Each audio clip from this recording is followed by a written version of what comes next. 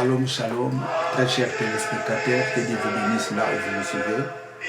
Bien, vous êtes dans CGC TV, croissez dans la grâce et dans la connaissance télévision avec le pasteur Jimmy Senga. Bien, très chers téléspectateurs, le message d'aujourd'hui est intitulé « Le ciel est en toi ». Bien, avant de commencer, le message d'aujourd'hui, j'aimerais faire d'abord la prière. Éternel Dieu, je te rends grâce pour ces privilèges que tu m'as accordés pour prêcher ta parole. Laisse que ce message, éternel Dieu, transforme la vie de tous ces celles qui ont disposé leur cœur pour recevoir ce message. Père, je bénis ton nom, c'est toi qui es notre Dieu, c'est toi qui es notre Seigneur. Je te rends toute la gloire parce que c'est toi qui es le véritable Dieu, le créateur de toutes choses. Au nom de Jésus. Amen. Praise God. Hallelujah. Bien, très chers téléspectateurs, comme je vous ai dit, le message d'aujourd'hui est intitulé « Le ciel est en toi ». Vous savez, très chers téléspectateurs, nous allons lire le livre de Matthieu. Matthieu, chapitre 6. L'évangile de Saint Matthieu, chapitre 6, verset 9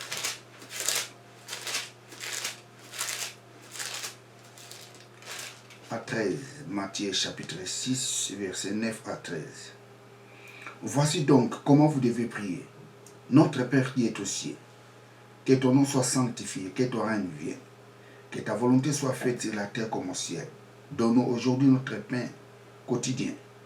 Pardonne-nous nos offenses, comme aussi nous pardonnons à ceux qui nous offensent, à ceux qui nous offensent.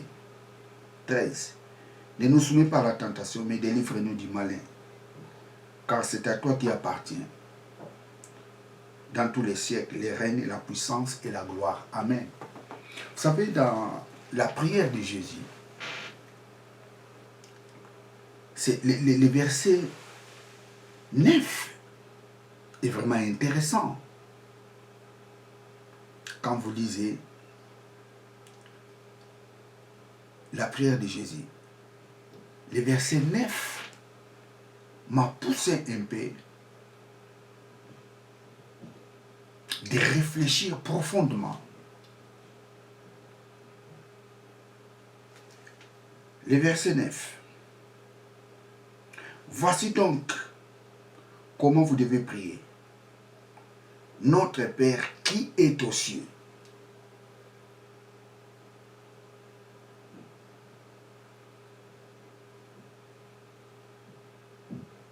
Notre Père qui est aux cieux.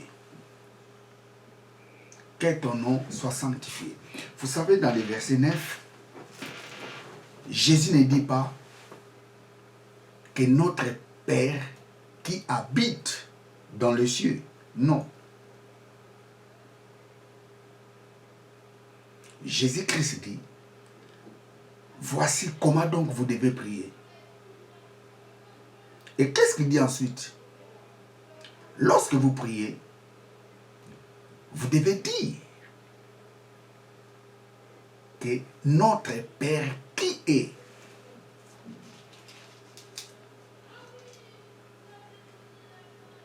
aux cieux. Jésus n'avait pas dit que lorsque vous priez, il faut dire notre Père qui habite dans les cieux. Non.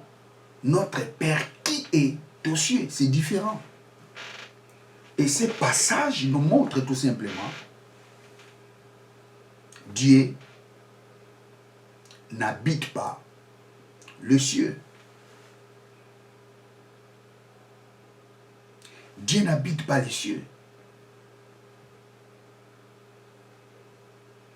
Ici, Jésus dit tout simplement, lorsque vous priez,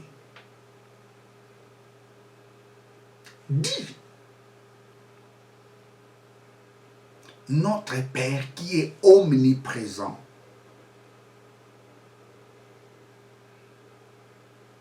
dans le ciel.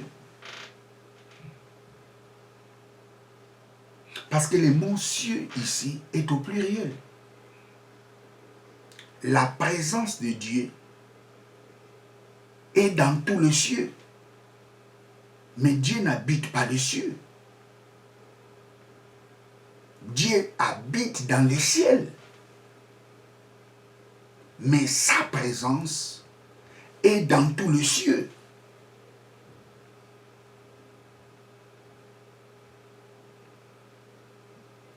Vous savez, très chers téléspectateurs, Dieu n'habite pas la terre, mais sa présence est sur la terre. Parce qu'il est omniprésent. Dieu est partout. Dieu n'habite pas la terre, mais sa présence est sur la terre. C'est pareil.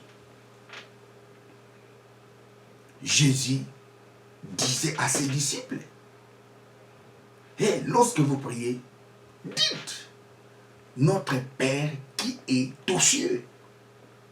Il n'a pas dit notre Père qui habite dans les cieux.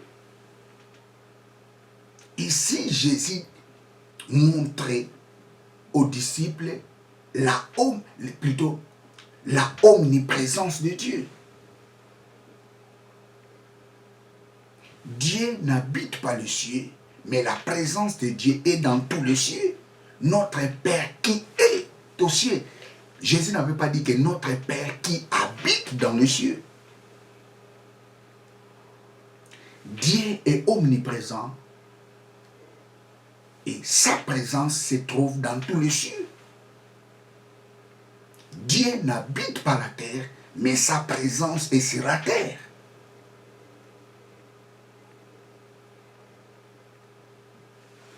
Praise God, hallelujah. C'est très important, très cher téléspectateurs. Dieu n'habite pas le ciel. Dieu habite au ciel. Et si vous descendez un peu loin dans ce même passage,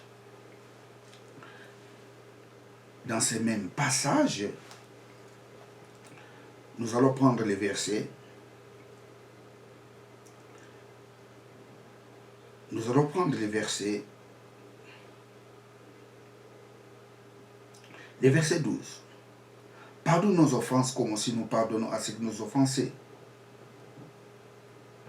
Non, nous prenons les versets 10. Que ton règne vienne, que ta volonté soit faite sur la terre comme au ciel. Que ta volonté soit faite sur la terre comme au ciel. La Bible dit, Jésus n'avait pas dit que ta volonté soit faite sur la terre comme aux cieux. Non. Que ta volonté soit faite sur la terre comme au ciel, là où tu habites.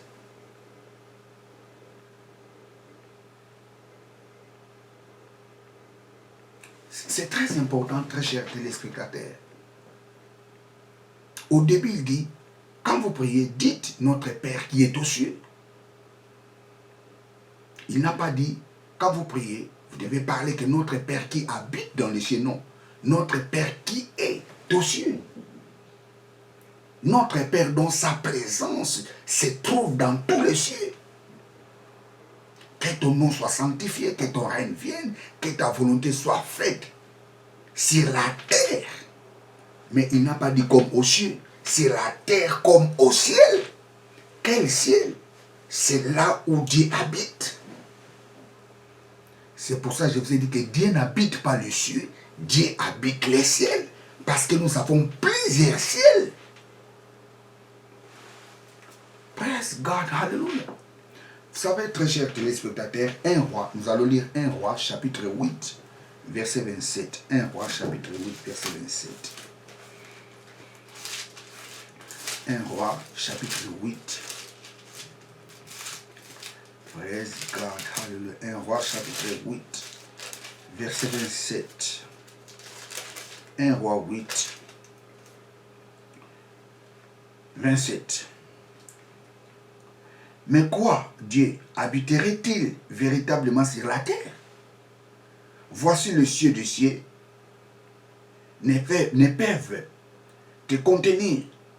Combien moins cette maison que je t'ai bâtie? Ça, c'est la prière de Salomon lors de la dédicace du temple. Salomon, quand il prie, dit, oh Dieu, j'ai construit les temples, mais toi, tu ne peux jamais habiter dans ces temples. Parce que le ciel des cieux ne peut pas te contenir. Tu es plus grand que le ciel. Praise God, hallelujah. Tu es plus grand que le ciel. Tu ne peux pas habiter dans le ciel. Et à combien, à plus forte raison, cette maison que j'ai construite? Si le ciel de ciel ne peut pas te contenir, est-ce que cette maison, ce temple que je viens de bâtir va te contenir? Ça, c'est la prière fantastique de Salomon. Praise God, hallelujah. Ésaïe 66, verset 1er. Ésaïe 66, verset 1er. Ésaïe 66, verset 1er. Ainsi parle l'Éternel, les ciels est mon trône et la terre est mon marchepied. Quelle maison pourriez-vous me bâtir? Et quel lieu me donnerez-vous pour demeure? Ça, c'est Isaïe qui dit. Les ciels est mon trône, la terre est mon marchepied.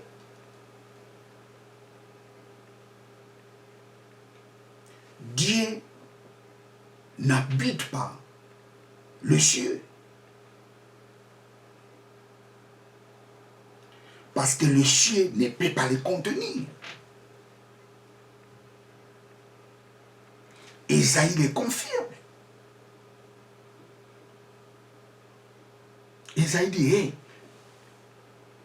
les ciels est mon trône, la terre est mon marchepied. Vous savez, ce passage a été mal traduit. Dans la version hébraïque ou dans des textes originaux, les mots qui est écrit ici, c'est Ha-Shamaïm. Ha-Shamaïm, Ha-Shamaïm signifie le ciel. Mais les traducteurs nous l'ont traduit par les ciels. Non. Dans des textes originaux, les mots qui est écrit ici, c'est le ciel. Le ciel est mon trône. Le ciel est mon trône. Ce n'est pas le ciel est mon trône, c'est différent. Le ciel est mon trône. Et si vous lisez King James, et King James l'a bien traduit. Le ciel est mon trône, pas le ciel est mon trône. Ha-Shamaïm.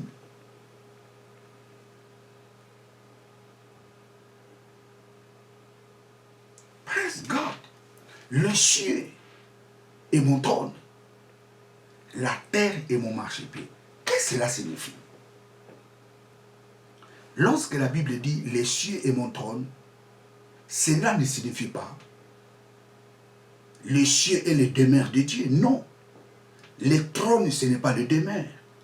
Le trône, c'est là où on prend les décisions. Le trône, c'est là où on investit les gens. Quand Dieu déclare par la bouche des prophètes Isaïe, les ciels est mon trône, ça signifie, Dieu disait à Isaïe, les ciels c'est par là où je prends les décisions. C'est au ciel que je prends toutes les décisions. Et la terre est mon marchepied. La terre est mon marchepied, ça signifie, c'est mes décisions s'exécutent sur la terre.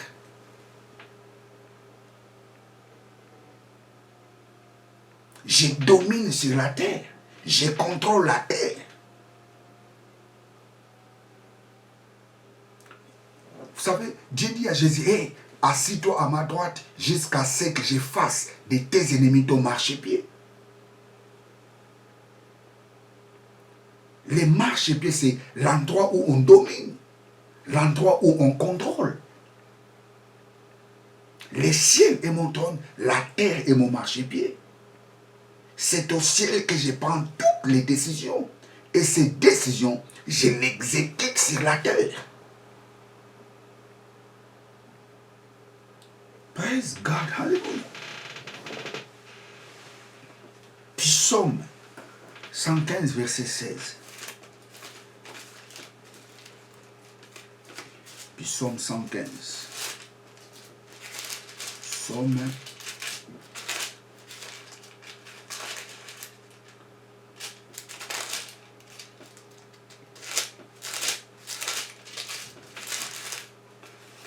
115.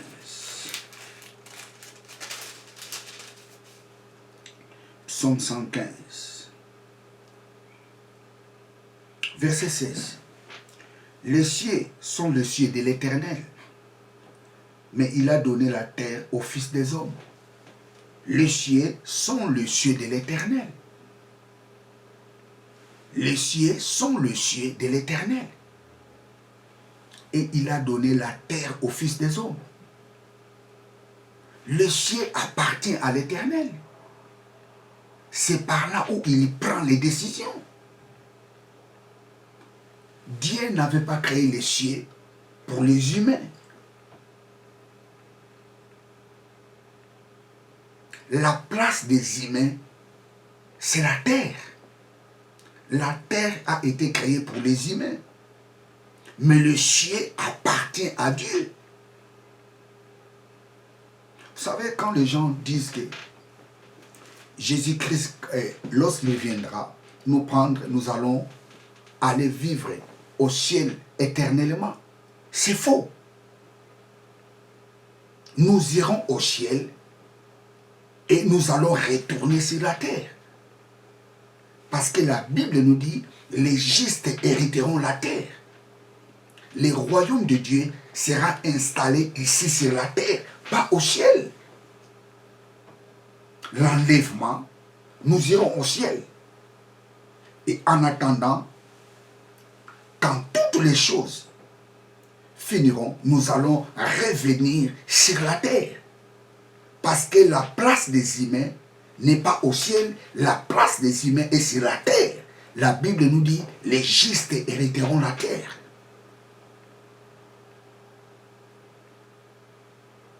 Ce n'est pas dit que nous irons vivre au ciel pour du bon, non. Le ciel appartient à l'Éternel. Il a donné la terre aux fils des hommes. La terre a été créée pour les humains.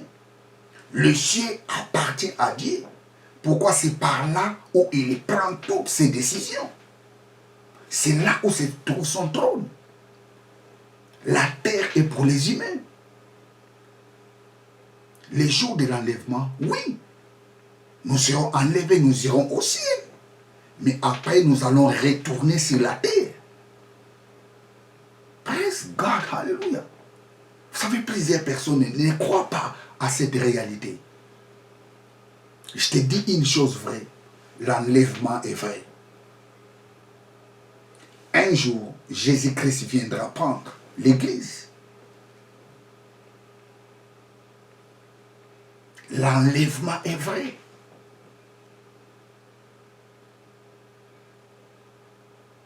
Praise God, hallelujah.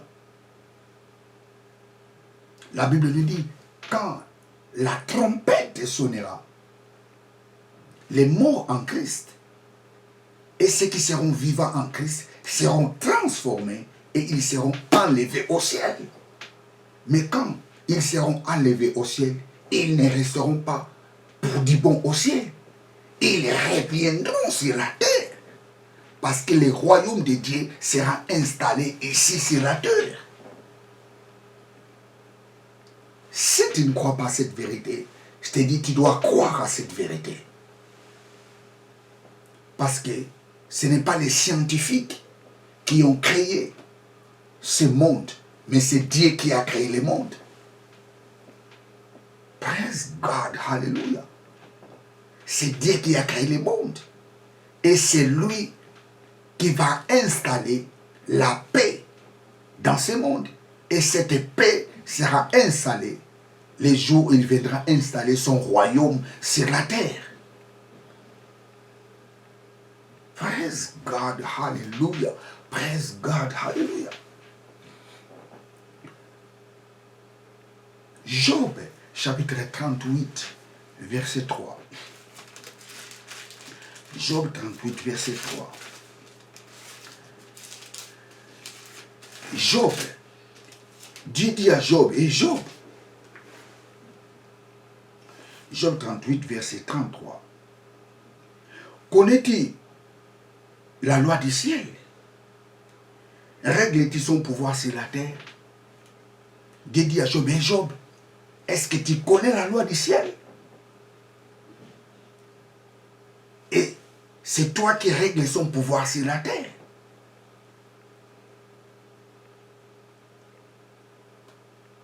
Toutes les lois sont décrétées au ciel.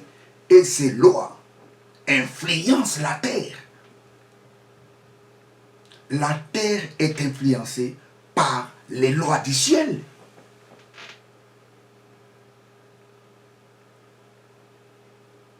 C'est pour ça que le ciel est le trône de Dieu. C'est Dieu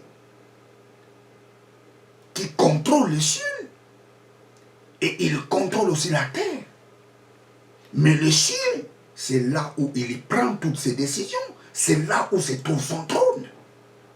Et la terre et son marchepied, c'est sur la terre il exécute toutes les décisions qu'il prend au ciel. C'est ça qu'il dit à Job. Et Job, est-ce que tu connais les lois du ciel? Et règles-tu ses pouvoirs? Règles-tu les pouvoirs de ces lois sur la terre? La terre est contrôlée par les lois du ciel. La terre est influencée par les lois du ciel.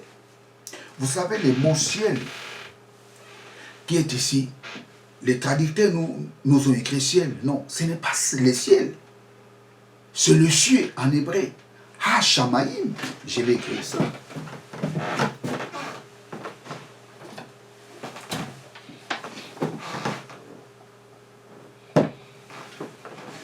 Ha-Shamayim. Ha. Sha.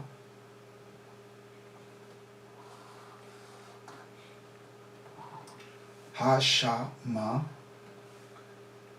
Ha-Shama.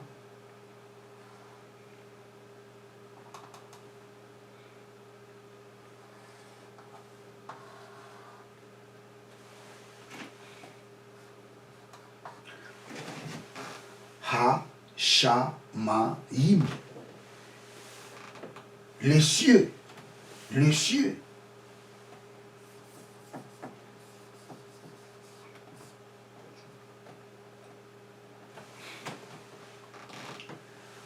Ha-Shamaim.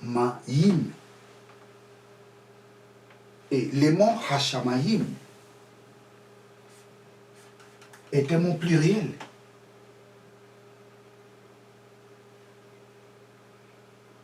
Vous savez, en hébreu, nous avons les pluriels et les pluriels spécifiques. Mais par contre, en français,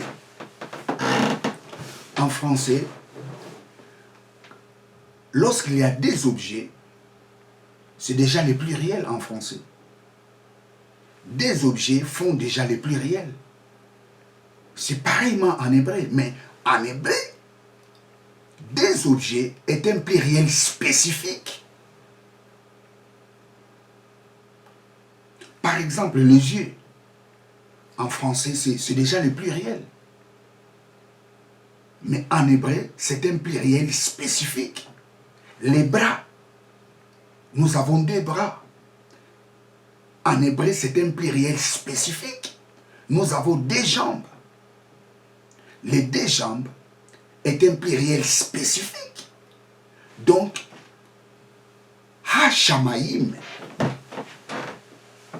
Hashamaïm signifie deux ciels. Deux, je peux dire deux cieux. C'est bien spécifique. Hashamaïm signifie deux cieux. Donc signifie ciel, ciel, premier ciel, deuxième ciel. Les deux cieux, en hébreu, on l'appelle Hashamaïm.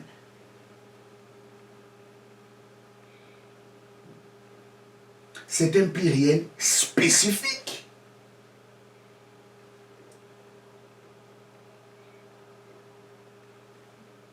Praise God. Hallelujah. Praise God. Hallelujah. Praise God. Hallelujah. Les cieux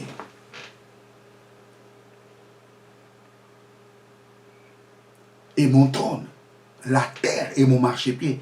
Le mot qui est écrit là-bas, c'est Hashamaïm, qui signifie deux ciels. Donc ciel plus ciel égale cieux.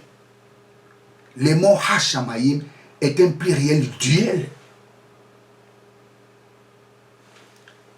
Et quand Job dit, quand Dieu dit à Job, hey, connaît-il la loi, connaît-il les lois des cieux? Ce n'est pas connaît-il les lois du ciel, ce sont des traducteurs qui nous l'ont traduit de la sorte. Mais dans des textes originaux, ce n'est pas ciel, ce cieux signifie deux. Connaît-il les lois des deux ciels? C'est ça la meilleure traduction. Connaît-il les lois des deux ciels? Je relis ce passage 33. Praise God. Connaît-il les lois des deux ciels et règle-t-il son pouvoir sur la terre? Ce n'est pas connaît-il les lois du ciel. Non. Connaît-il les lois des deux ciels? Parce que le mot Hashamaïm est un duel, est un pluriel spécifique, ou c'est un doublé. Hashamaïm signifie deux ciels. Praise God, hallelujah, praise God. Alléluia. Mais écoutez, très chers téléspectateurs,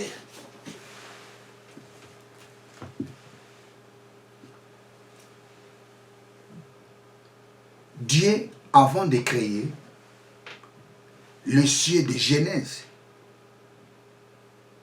chapitre 1,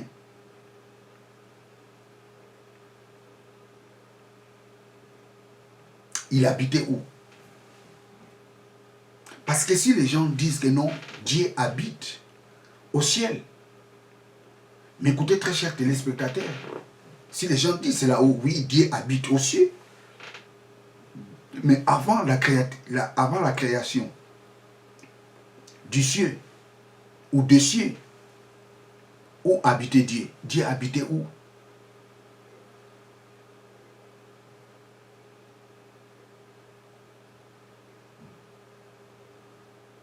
Il habitait où? Nous allons lire ça. Genèse. Genèse, chapitre. Au commencement, Dieu créa les cieux et la terre. Maintenant, avant le commencement, Dieu habitait où? Parce que si les gens disent que non, Dieu habite aux cieux. Et maintenant, je vous pose la question. La Bible nous dit au commencement, Dieu créa les cieux et la terre. Mais avant de créer les cieux et la terre, où habitait-il? Dieu habitait où? Dieu habitait où? C'est pour cela que je vous ai dit au début, Dieu n'habite pas les cieux, mais Dieu habite au ciel. Dieu n'habite pas le ciel qu'il a créé dans Genèse, chapitre 1er, verset 1. Dieu n'habite pas là-bas. Il n'habite pas dans ce ciel. Dieu habite dans un autre ciel.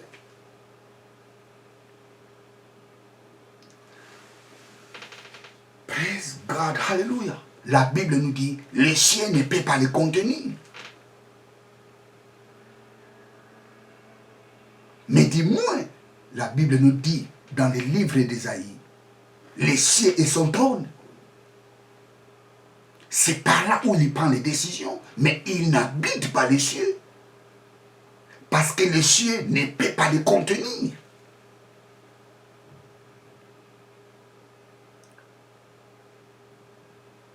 Jésus dit, hey, notre Père qui est au ciel. Il n'a pas dit notre Père qui habite dans les cieux. Notre Père qui est présent dans les cieux. La présence de Dieu est dans tous les cieux, mais il n'habite pas les cieux. La présence de Dieu est sur la terre, mais il n'habite pas la terre. Dieu habite au ciel. Il habite dans un autre ciel. Praise God, pour être bien précis. Écoutez, très chers téléspectateurs, je vais vous dire une chose. Vous savez,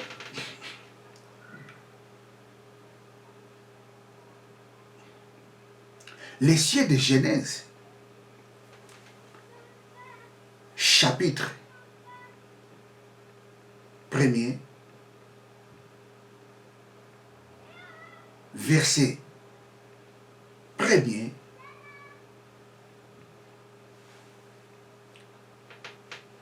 ce ciel-là n'est pas les premiers cieux que Dieu a créés. En dehors des cieux de Genèse, chapitre 1er, il y a aussi des cieux qui existent.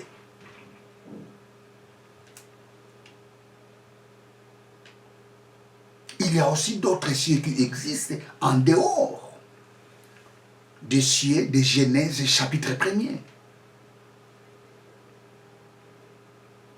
Au commencement, Dieu créa le ciel et la terre. Bon, avant le commencement, si Dieu habite dans le ciel de Genèse, chapitre 1er, bon, avant de créer ce ciel, Dieu habitait où? Où il habitait? C'est pour ça que je vous dis, le ciel de Genèse, chapitre 1er, verset 1, ce ciel-là n'est pas le seul ciel que Dieu a créé. Il y a aussi d'autres cieux que Dieu a créés. Vous savez, même le livre de Genèse a été mal traduit. Praise God. Ces passages-là, au commencement, écoutez très cher téléspectateur, je vais vous dire une chose.